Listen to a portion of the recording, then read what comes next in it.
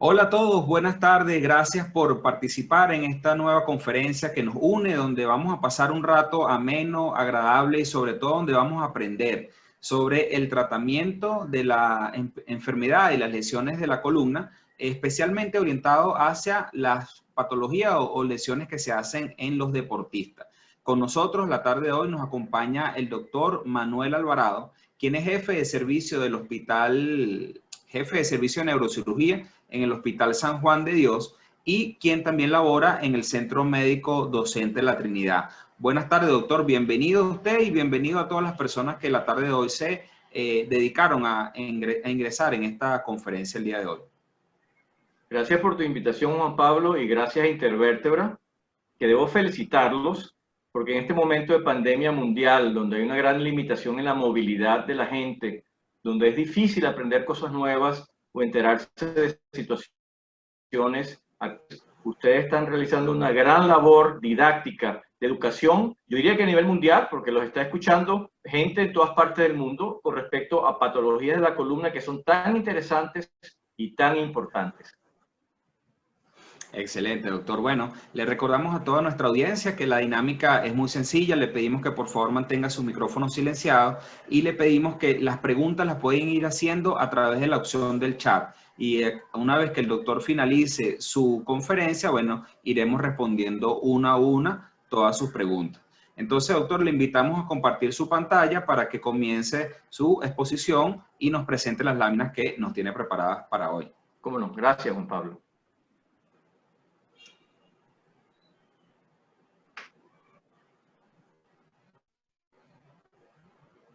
Excelente, está cargando entonces, doctor. Bueno, puede entonces comenzar, doctor. Bueno, tenemos aquí, ok, tenemos, esta es la... Uf, ya va, perdón. Sí, ya va. ah, ok. Que comencé por Sí, el final.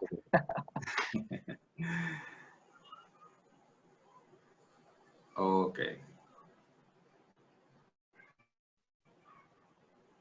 Perfecto, doctor. Bueno, doctor, entonces estamos todos ya preparados, los escuchamos. Ok, hoy vamos a tratar un tema bien interesante, que es el tratamiento de problemas de columna vertebral en deportistas. Deportistas, personas que hacen ejercicio, adultos mayores, niños y adolescentes.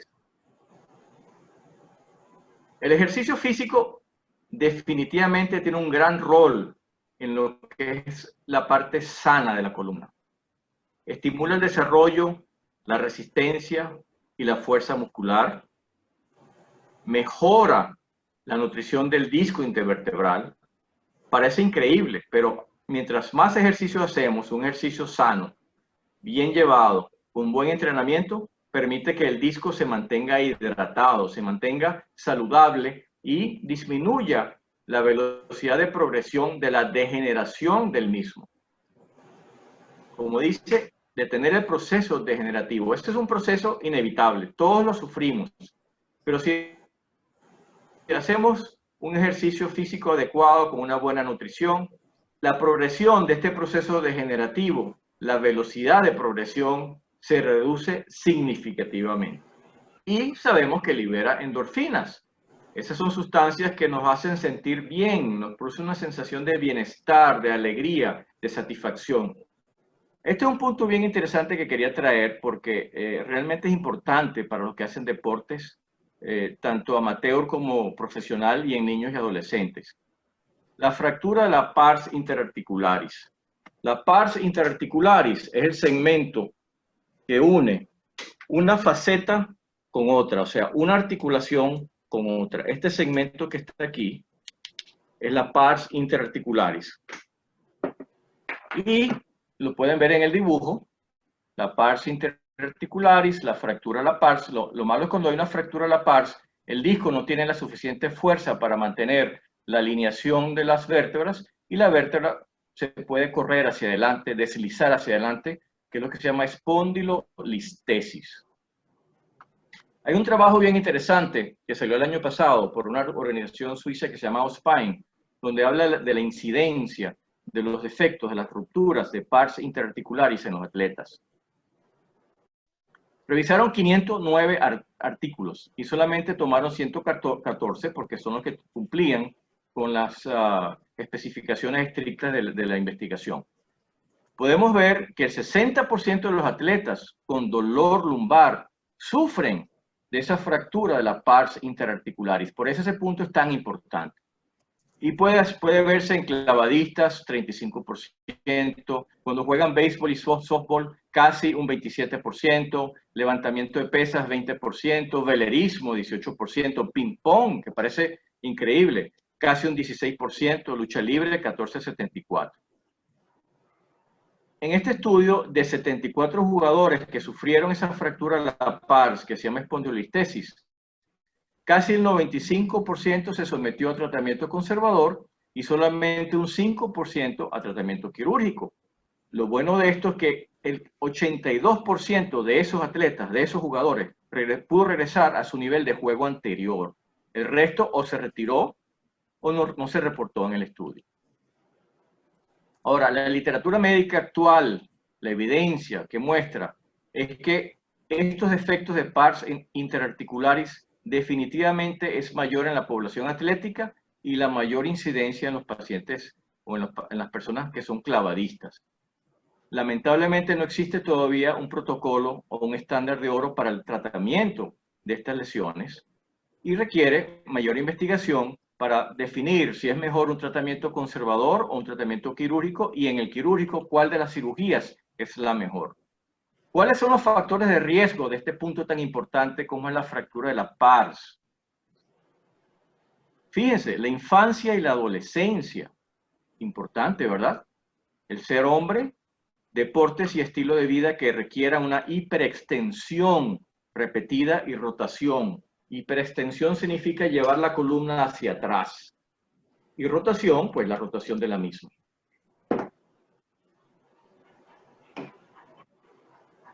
Los otros posibles factores de riesgo, antecedentes familiares y espina bífida oculta.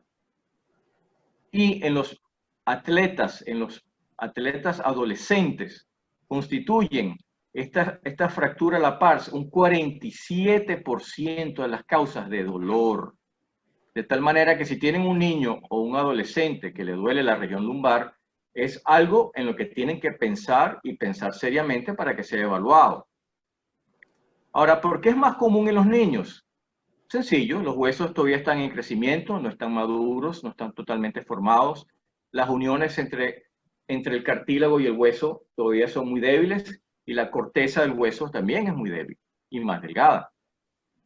Otra cosa es que los niños participan con mayor frecuencia en actividad física. Los niños siempre están corriendo, saltando, brincando, haciendo algo, y eso no permite que el traumatismo repetido sobre la columna tenga tiempo de recuperarse.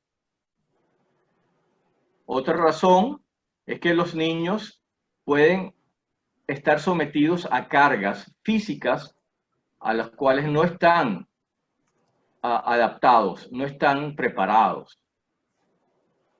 De tal forma que un niño que sea, por ejemplo, experto en fútbol, se puede lesionar si comienza a practicar otro deporte para el cual no esté entrenado, como el tenis.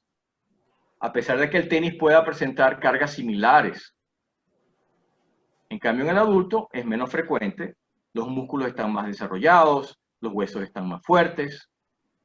Y con respecto a los adultos, los hombres presentan esta lesión de la pars en una proporción de 2 a 1. Por cada 2 hombres, apenas hay una mujer con esa lesión, pero las mujeres tienen más probabilidades de tener una espondilolistesis, un corrimiento de la vértebra más severo.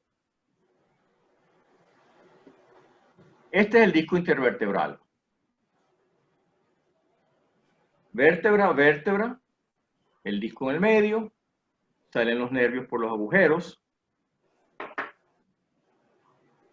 Es una estructura conectiva, es capaz de remodelarse, pero es avascular, la sangre no le llega. Fíjense en este diagrama, ven cómo la sangre llega hasta el bordecito, pero el disco en el centro realmente no está nutrido directamente por la sangre. Por eso es mucho más vulnerable a la fatiga. Y su función, bueno, moverse, transferir las cargas de fuerza en flexoextensión, en las flexiones laterales, en las rotaciones, etc. Básicamente es esto. Ahora, junto con el cuerpo vertebral, Cuerpo, cuerpo y disco soportan el 80% de la carga, de la fuerza compresiva cuando el paciente está de pie. Y básicamente depende su capacidad de remodelarse, de permitir el movimiento, la hidratación adecuada del mismo. No es más que un anillo muy fuerte que contiene en el centro un núcleo. Si pueden ver, ven como unas imagencitas en anillo y el núcleo en el centro, que es lo que permite el movimiento. Aquí quizás lo pueden ver un poquito mejor. El núcleo pulposo, que es lo que le da la capacidad al disco, está formada básicamente por agua y una sustancia llamada proteoglicanos, que permiten la compresión y la deformación con la salida del agua de los discos. ¿Por qué hablamos de la salida del agua? Ya vamos a ver por qué. Fíjese, el efecto compresivo en el cuerpo varía dependiendo del ejercicio que se haga. Si es un trote de 6 kilómetros, vemos que hay una pérdida de altura del disco de aproximadamente 3 milímetros, pero en las pesas aumenta la pérdida de altura del disco 5 milímetros. Sin embargo, si hacemos una carga estática, si montamos una carga en nuestros hombros, en nuestros brazos, si no nos movemos, el disco está sometido a una gran carga en compresión, se lesiona, sale el agua y puede haber una pérdida de altura de casi 12 milímetros. ¿Qué pasa en un maratón? Que es un ejercicio tan popular. En los hombres, a partir de los primeros 10 minutos, hay una pérdida de 2,5 centímetros en su altura. Fíjense que este efecto es bastante duradero porque 24 horas después todavía existe una pérdida de altura de 8 milímetros. En las mujeres, en los primeros 10 minutos, ya hay una pérdida de casi un poquito más de 1,5 centímetros de altura y a las 24 horas todavía persiste una pérdida de la altura de casi 3 milímetros. El efecto compresivo repetitivo sobre el disco que hace que salga el agua y el disco disminuye en su altura y se puede lesionar. Punto importante, la estabilidad y la movilidad de la columna. Está determinada por un complejo esquelético, muscular y neurológico, donde primero es el pasivo, donde es muy poco lo que podemos hacer, es inactivo, está compuesto por el disco, los ligamentos y los huesos. El activo, que es donde sí podemos trabajar, que son los tendones y los músculos, y la parte neurológica, que realmente es muy poco lo que podemos hacer al respecto. Y sus características biodinámicas dependen de la coordinación, del balance de esos tres subsistemas. De tal forma que una lesión o un proceso degenerativo que rompa este balance produce una transferencia de fuerzas a estructuras donde no debe haber. Ya dijimos, el 80% está en cuerpo y disco. Si el disco se degenera, entonces comienza a trasladarse las fuerzas a las facetas articulares y estas facetas articulares comienzan a sufrir. Esta es como la articulación de la columna, como decir la rodilla o el codo. Fíjense lo que la mala postura puede producir. Un paciente con una postura adecuada tiene mucho menos degeneración del disco que con estas posturas todas inapropiadas, donde estas que son las facetas articulares, podemos ver que tienen fuerzas inapropiadas. Lamentablemente, el 90% de las personas tienen un desequilibrio de la postura y los problemas de la postura traen tensiones mecánicas en sitios donde no debe haber y a su vez eso produce una gran lesión, que a veces es reversible, a veces no, a veces se puede tratar de manera conservadora y a veces con cirugía. Aquí, a su izquierda ven la vértebra y un disco normal. Fíjense que la altura está bastante amplia, es un disco bien hidratado, por aquí vienen los nervios, es un espacio bien amplio. Esta es una vértebra normal, esta es una columna normal. En cambio aquí, el disco está totalmente deshidratado, el espacio está disminuido y el disco está herniado hacia atrás, comprimiendo el canal. Y los ligamentos que vienen aquí atrás, también al acercarse esto que es la apófisis espinosa con esta, se arruga y forma también una protrusión. Y fíjense la gran compresión que hay sobre los nervios en este segmento si lo comparamos con esta columna normal. Y en un corte axial vemos el disco roto, vemos sangre dentro del disco donde no debe haber, y esos agujeros que les mencioné por donde están los nervios están totalmente comprimidos, el agujero no existe. Primero por la hernia discal y segundo porque las facetas están muy crecidas. ¿Qué es lo que vemos aquí? La hernia discal en corte sagital, un disco bien hidratado, un disco deshidratado y negro, y los agujeros laterales reducidos. ¿Qué lo vemos aquí? La hernia discal, por aquí vienen los nervios, aquí sale un nervio, fíjense el espacio que hay entre esto y esto, es un agujero totalmente normal. Aquí por la hernia discal, este agujero está totalmente comprimido y el nervio, que es este, está muy comprimido. Ahora, vamos a hablar un poquito de rehabilitación. La columna vertebral debe ser evaluada globalmente, no solamente por segmentos. Debemos evaluarla desde la cervical hasta la lumbar, toda en su conjunto.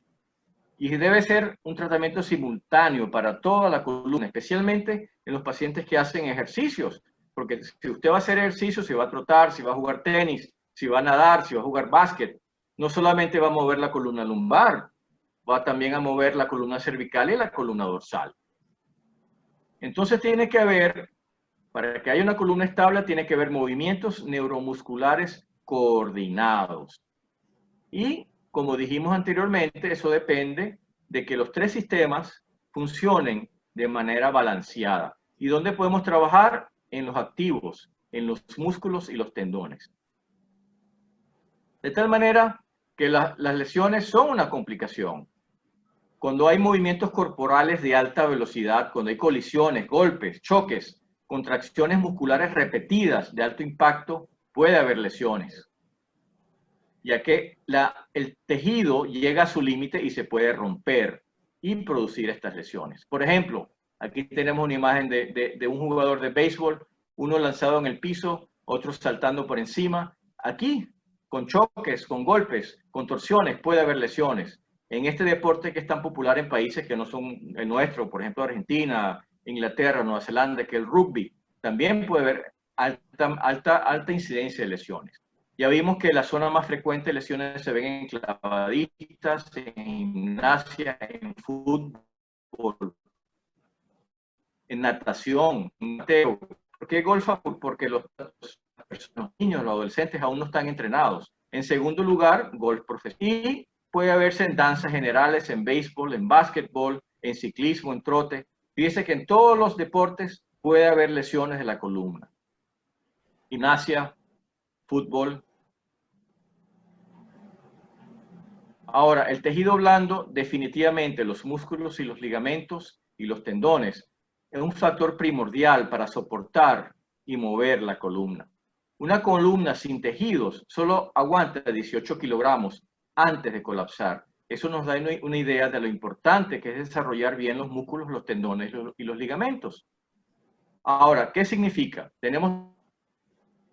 Movilizan la columna. Los grupos musculares flexores, que son los flexores cortos como el grupo de los psoas, y los flexores largos, que son los abdominales anteriores y los oblicuos. Los músculos extensores, que son los que están por toda la parte posterior del cuerpo, que son el gran complejo de músculos paraespinales. Paraespinales porque están por la espina, por la parte posterior de la columna vertebral. Y los músculos accesorios, que son el cuadrado lumbar y el dorsal ancho, que son los que están en las zonas laterales. Entonces debemos considerar dos puntos importantes en nuestro entrenamiento: la flexibilidad y la fuerza muscular.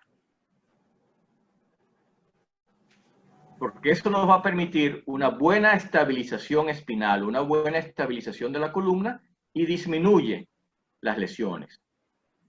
La flexibilidad promedio o mayor de lo promedio es un componente crítico dentro de esto, ya que previene lesiones y permite obtener y mantener un rendimiento óptimo en el atleta. ¿Cómo esto? Una gran flexibilidad. Eso nos ayuda a prevenir, a evitar lesiones en cualquier deporte. Sin embargo, debemos tener en cuenta que tenemos que realizar las técnicas de estiramiento adecuados, tanto para el calentamiento como para el enfriamiento, ya que eso evita lesiones. Debemos trabajar grupos musculares mayores Los músculos no trabajan solos, trabajan en grupos. Un calentamiento primero, con un ejercicio suave y lento, repetirlo 3 a 5 veces, con un estiramiento estático sostenido, más o menos de 10 a 30 segundos. Pero importante, hay gente que piensa, mientras más estiro, mientras más duro le doy, mejor para mí. No, no, no, no, no. El músculo tiene una capacidad máxima. No traten de estirar el músculo más allá de lo que puede, porque puede haber lesiones. Y al finalizar el ejercicio, hacer un estiramiento suave para enfriar ese músculo. El otro punto, fuerza muscular. Definitivamente es el estándar de cualquier programa de acondicionamiento en cualquier deporte. Sin embargo, hay que considerar que las estructuras vertebrales tienen un límite de movimiento. Las vértebras se pueden mover hasta cierto punto. Si las movemos más allá, las podemos fracturar. Entonces, por eso el estiramiento, la flexibilidad y la fuerza muscular tenemos que considerarla para no producirnos lesiones. Los músculos, como les dije anteriormente, que controlan los movimientos de la columna, trabajan en grupos, no son músculos aislados. Y por lo tanto, esos programas de acondicionamiento tienen que ser dirigidos a los 3 grupos musculares: flexores, extensores y accesorios. Ahora, se me presentó una inquietud, porque me lo han preguntado muchas veces. ¿Realmente el cinturón o la faja sirve de algo? Fíjense, aquí tenemos el muñequito con el cinturón y hay grandes controversias, ya que hay gente que piensa que por colocarse una faja va a evitar lesiones. Resulta que la mejor faja que uno puede tener es la faja muscular propia, un buen desarrollo de su musculatura.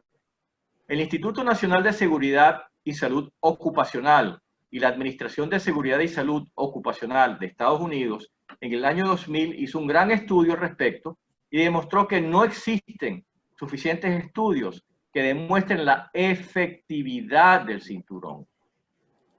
Resulta que produce una falsa sensación de seguridad, produce un aumento de la presión intraabdominal, lo cual puede producir lesiones también. Ahora, el fortalecimiento de estos grupos musculares, ya hablábamos del grupo muscular espinal extensor, el que va por toda la parte posterior de la columna, toda la fascia toracolumbar, desde la cabeza hasta los músculos glúteos y pélvicos. Y aquí vemos ejercicios clásicos para fortalecer el grupo muscular espinal extensor, lo cual son importantes para cualquier deporte. El grupo espinal flexor, que son los músculos anteriores, esternocleidomastoideos, todos los músculos anteriores del tórax y el abdomen, el psoas y los pélvicos anteriores. Y aquí pueden ver también imágenes clásicas para desarrollar y fortalecer los músculos flexores anteriores. Y por último, el grupo accesorio, que son el cuadrado lumbar y el dorsal ancho, que son los músculos que están en la parte lateral del cuerpo. Y aquí vemos movimientos, ejercicios laterales de rotación para fortalecer estos músculos, que el cuadrado lumbar y el dorsal ancho, que vienen más o menos por esta zona. Ahora, la rehabilitación de la columna, por eso actualmente hace un gran énfasis en los programas de estabilización de la columna. Aparece el concepto de la posición neutra, tomando en cuenta los segmentos móviles de la columna. Como les mencioné, cada segmento tiene un movimiento, lo cual en total hace un gran movimiento de la columna, y la posición adecuada de los hombros y la pelvis, restaurando la alineación, así como los carros, y el balance natural. Por lo tanto, tenemos que establecer un programa de acondicionamiento y fortalecimiento muscular progresivo para evitar lesiones. Y eso aplica tanto a niños y adolescentes como a adultos y adultos mayores. Por supuesto, mientras más mayores somos, más progresivo tiene que ser. Pero no podemos lanzarnos a hacer un deporte, un ejercicio, de manera brusca, de manera intensa, sin tener un programa progresivo de acondicionamiento, de fortalecimiento. Y los programas son individualizados. No todos los ejercicios, no todos los programas de acondicionamiento sirven para todo el mundo. Tenemos que tener Un descanso de 1 o 2 días a la semana, podemos hacerlo diariamente, pero con ese descanso, siempre, siempre, siempre iniciar con la estabilidad de la columna, tratar en lo posible de no realizar la compresión axial, la compresión que produce que el disco se pueda lesionar. Detener el ejercicio si aparece dolor, no el dolor muscular del ejercicio, dolores que sean diferentes, y combinarlo con actividades aeróbicas. Promedio, 3 meses para lograr ese programa de acondicionamiento, para mejorar la función y disminuir el dolor. Los niños y los adolescentes, como les dije, tienen que ser muy bien controlados durante los deportes para evitar esas grandes lesiones que vimos anteriormente que los pueden incapacitar para los deportes en el futuro. Y no deben ser cambiados de un deporte a otro de manera súbita, de manera brusca, sin tener un entrenamiento adecuado. Deben ser evaluados, sus niños, sus adolescentes, deben ser evaluados por un especialista en esta área periódicamente, especialmente cuando hacen ejercicios de hiperextensión, para asegurarse de que sus niños y adolescentes no vayan a lesionarse. Muchas gracias por su atención. Espero que le haya gustado la discreta charla y estamos a la orden para sus preguntas. Excelente, doctor Manuel. Muchísimas gracias. Bueno, como siempre, muy clara su presentación. Ya por aquí tenemos algunas preguntas que no han hecho. Vamos a leerla. Mientras tanto, les recuerdo a todas las personas que ven esta conferencia que toda la grabación de esta conferencia va a ser publicada en nuestra página web www.intervertebra.com. Allí podrá ver no solamente esta, sino otras conferencias que también hemos realizado. Doctor Manuel, la señora Jessica Meneses le hace una pregunta en relación a la escoliosis. Ella pregunta, ¿qué ejercicios se deben evitar en los pacientes con escoliosis y cuáles ejercicios son los recomendables para que ellos puedan disminuir el dolor? Pregunta. Fíjese, los ejercicios que deben evitar los pacientes con escoliosis son los que hablé anteriormente, donde hay una compresión sobre la columna, donde hay que levantar pesos más allá de la capacidad física del niño o adolescente, fundamentalmente adolescente y adulto. Los ejercicios que puede realizar, el clásico, que todo el mundo conoce, la natación. Sin embargo, se ha visto que iniciar a los adolescentes en protocolos de fortalecimiento muscular de toda la columna como un todo, tanto la cervical, la dorsal y la lumbosacra, es muy beneficioso para controlar esa escoliosis. ¿Por qué? Porque la escoliosis no es más que una desviación de la columna, donde la columna pierde su balance, los músculos de un lado se contracturan tratando de mantenerla y los otros se ponen muy laxos y la columna puede caer y la escoliosis puede aumentar. Si nosotros fortalecemos de manera bilateral todo lo que son los músculos de la columna espinal y por la parte anterior y la parte posterior del cuerpo, eso va a ayudar a que esa escoliosis se controle en cierta forma.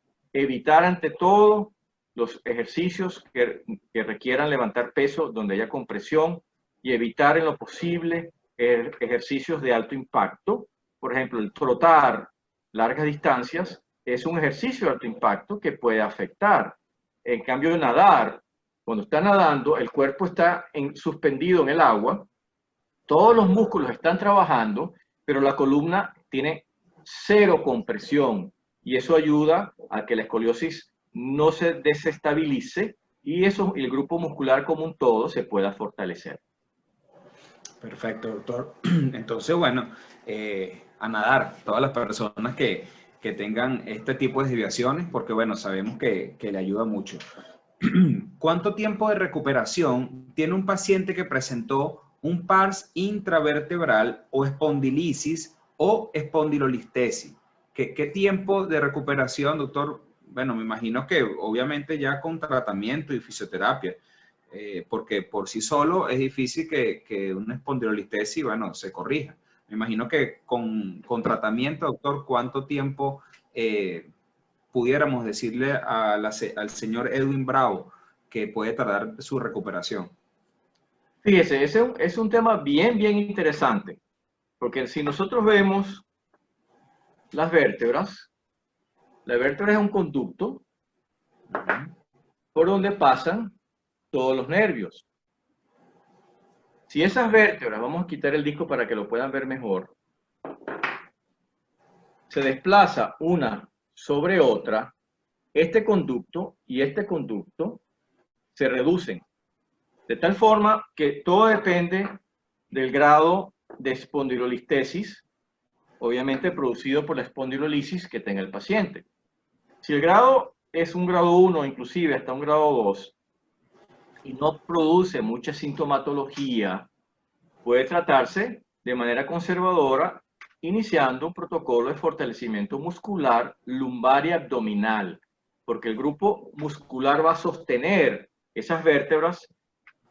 Todos los músculos y tendones que llegan a ella van a sostenerla y van a evitar que ese desplazamiento aumente y mejore el dolor. Ahora, si es una espondilolisis con espondilolistesis grado 3 o grado 4, lo más probable es que requiera cirugía para estabilizar la columna.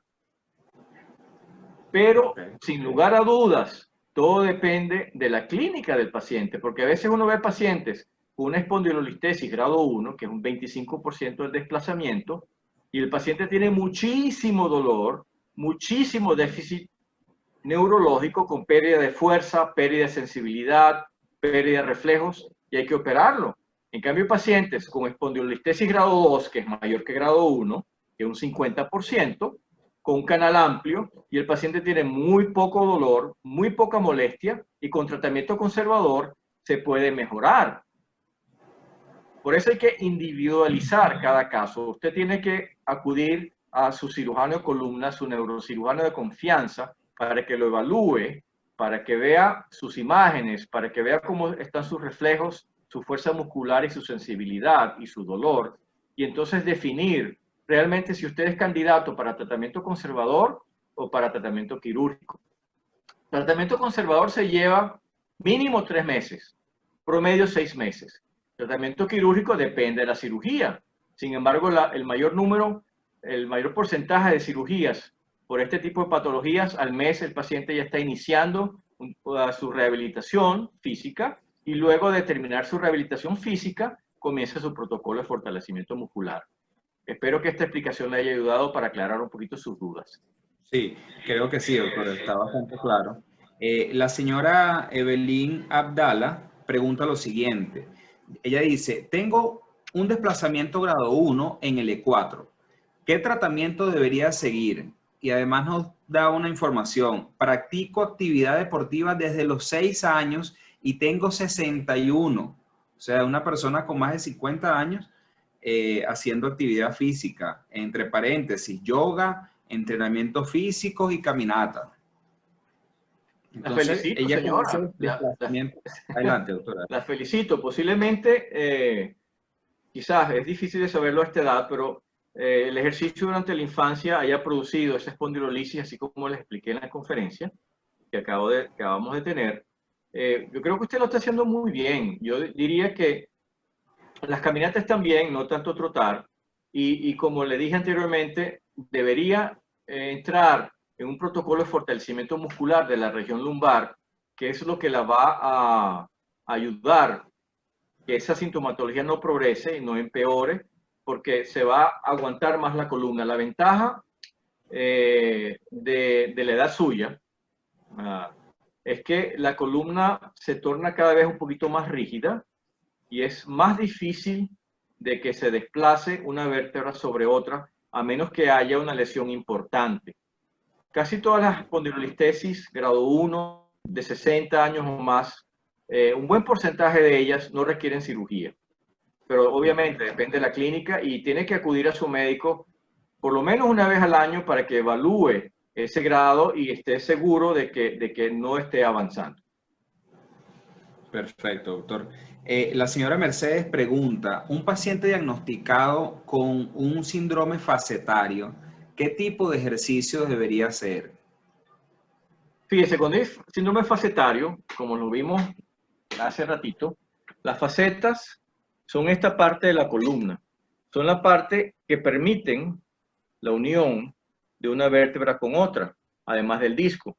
Por lo tanto, si sus facetas están lesionadas, el ejercicio de flexión y extensión, como podemos ver, la faceta se mueve bastante, y si hay dolor en esa faceta, ese dolor se puede empeorar significativamente. Es un ejercicio necesario porque los músculos tienen que fortalecerse. Sin embargo, esos ejercicios deben hacerse bajo supervisión de un profesional, llevarlos lentamente, con pocas repeticiones al principio, para poder fortalecer y ayudar a estas facetas. En ocasiones se hacen infiltraciones en las facetas para desinflamarlas y ayudarlas, y en casos muy raros, cuando la faceta está muy degenerada, donde crece y el agujero por donde sale el nervio está muy reducido, requeriría cirugía. Sin embargo, yo le diría en forma general, sí, póngase en su protocolo de fortalecimiento muscular, movimientos de flexión y extensión, quizás pocos movimientos de rotación, porque la rotación es la que más lesiona las facetas, la que le pone más carga mecánica. Sin embargo, al final ya de su entrenamiento, se puede incorporar también algunos movimientos de rotación. Doctor, una pregunta. Entendemos entonces que la faceta es una especie de articulación. Tratamientos que se utilizan para mejorar otras articulaciones como la rodilla, como por ejemplo lo que es la glucosamina con condroitina, ¿pudieran en este caso producir algún efecto positivo? Lamentablemente no hay ningún trabajo hasta ahora serio que demuestre que sirve para eso. Lamentablemente hasta ahora no. Perfecto. Doctor, en el caso de las hernias cervicales, nos pregunta aquí la licenciada Leiva, ¿cuáles ejercicios se deben evitar cuando hay estas hernias a nivel cervical? Mire, las hernias cervicales, vamos a traer aquí una columna cervical. Esta es la columna cervical.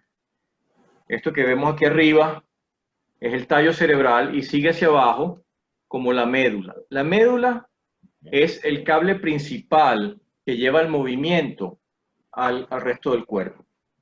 Si usted va a hacer ejercicios con una hernia discal cervical, tiene que tener mucho cuidado. ¿Por qué? Vamos a poner el ejemplo, claro, no es la cervical, pero es la lumbar. Esto. ¿Ok? Vamos a imaginarnos que esto es la médula y aquí tenemos la hernia discal. Desafortunadamente, bueno, en las lumbares es casi con mucha frecuencia la hernia es lateral, pero en las hernias cervicales, con muchísima frecuencia, la hernia es central. Y al ser central, comprime directamente la médula espinal. Lo malo es que la médula espinal como tal no duele. Duele las raíces, los nervios, los laterales, pero la parte central, que es la médula espinal, no duele. Por lo tanto, señora, si usted va a hacer ejercicios con hernias discales cervicales, debe tener muchísimo cuidado. Ante todo, debe acudir a su médico de confianza, su médico, su cirujano de columna o neurocirujano, para que él sea el que le diga qué ejercicios usted puede realizar, porque es difícil, es imposible para mí podérselo decir porque no sé la magnitud de las hernias discales que usted tiene.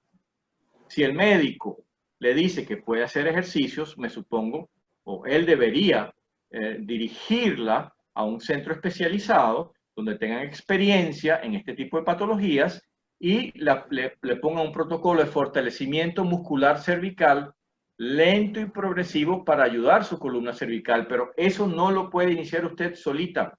Usted debe ir a su médico primero y que sea su médico el que le dé la autorización previa evaluación física y clínica y evaluación de las imágenes de lo que usted tiene.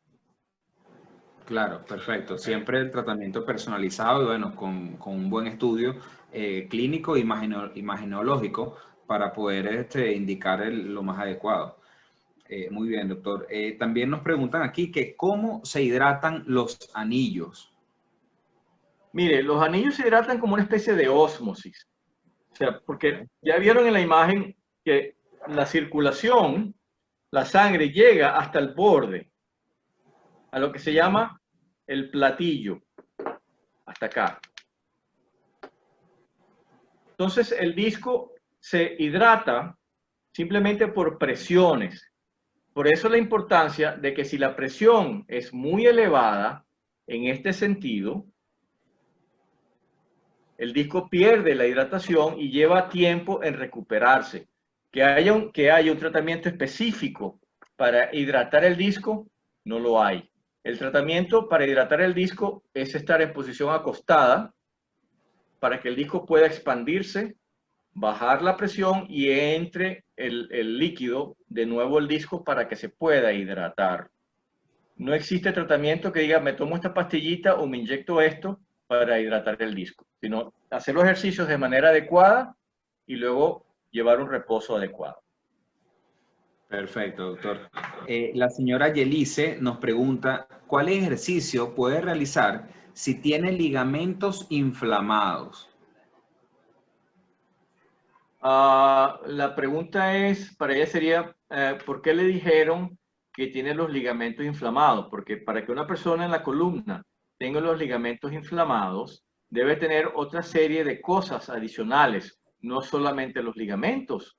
Entonces, va al mismo punto, habría que ver las imágenes de su resonancia magnética, ver cuál es su movimiento en los rayos X, examinarla a usted para podérselo decir. De esta manera sería irresponsable de mi parte, sin tener más información, decirle qué tipo de ejercicios puede usted realizar, porque los ligamentos inflamados, los de la columna, fíjese que estamos hablando de columna, no estamos hablando de rodillas, ni de caderas, ni de codos, eso viene con otras series de patologías que hay que evaluar. Ok, perfecto. Bueno, vuelven a preguntar aquí sobre las hernias discales a nivel cervical y preguntan que si se puede trotar y trabajar con pesas de 1 libra si el paciente tiene hernias cervicales. Bueno, ya usted nos comentó esto, pero no sé si le quiera decir o responder algo a esta señora. Sí, nuevamente le digo, tiene que verse con su médico, que el médico le autorice y sí, si el médico le autoriza, usted puede hacer ejercicios con bajo peso, más repeticiones, eso ayuda a su columna cervical, pero repito, tiene que ser evaluada. No le puedo decir aquí qué tipo de ejercicios puede hacer porque no sé cuál es su condición. Claro. Bueno, aquí nos vuelven a preguntar, esto ya también lo comentamos, dice que soy paciente con escoliosis y actualmente con los ligamentos inflamados. ¿Qué ejercicios puede practicar y si puedo realizar ejercicio de cardio? Bueno, ya recomendamos abiertamente la natación para este tipo de pacientes, ¿no? Con escoliosis. Así es, natación y un programa de fortalecimiento muscular de la columna total. Ok, Y perfecto. La caminar, por señora, supuesto. perdón. Y caminar, Y caminar. caminar, muy bien. La señora Evelyn le pregunta, doctor, que si usted tiene algún tipo de consultas online.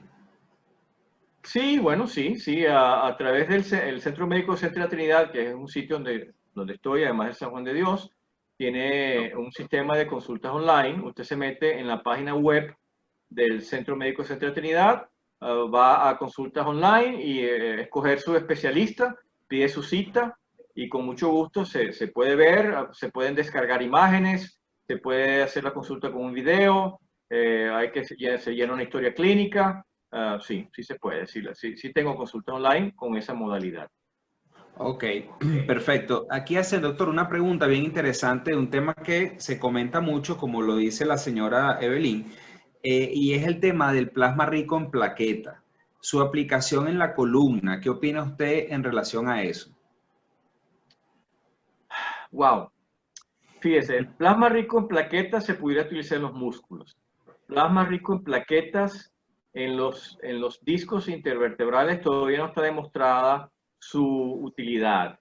Se está trabajando más que plasma rico en plaquetas en células madres, pero eso todavía faltan muchos estudios experimentales para poder definir su utilidad o no. Se pueden utilizar plasma rico en plaquetas en cirugías, cuando uno coloca el injerto óseo para favorecer la osteointegración, la formación de una buena fusión ósea, pero directamente así, colocado en la columna, no hay ningún estudio serio hasta ahora que diga que tiene una utilidad comprobada. Perfecto. Bueno, creo que entonces quedó bien clara la respuesta para la señora Evelyn. Y bueno, hasta aquí, doctor. Esas son todas las preguntas que tenemos por el día de hoy. Creo que fue bastante nutritiva, creo que pudimos responder a un buen volumen de pacientes. Y hay muchas personas que, bueno, aclararon sus dudas. Sin embargo, todavía siguen llegando aquí personas, sigo admitiendo personas a la sala. Para las personas que se están incorporando, les recuerdo que esta conferencia será publicada en nuestra página web www.intervertebra.com. Allí puede ubicar la pestaña que dice canal y allí va a ver esta conferencia. En más o menos unos 2 o 3 días la vamos a estar subiendo allí. Bueno, doctor, finalmente quiero agradecerle nuevamente su apoyo en esta conferencia, de verdad, como siempre, muy nutritiva, muy informativa.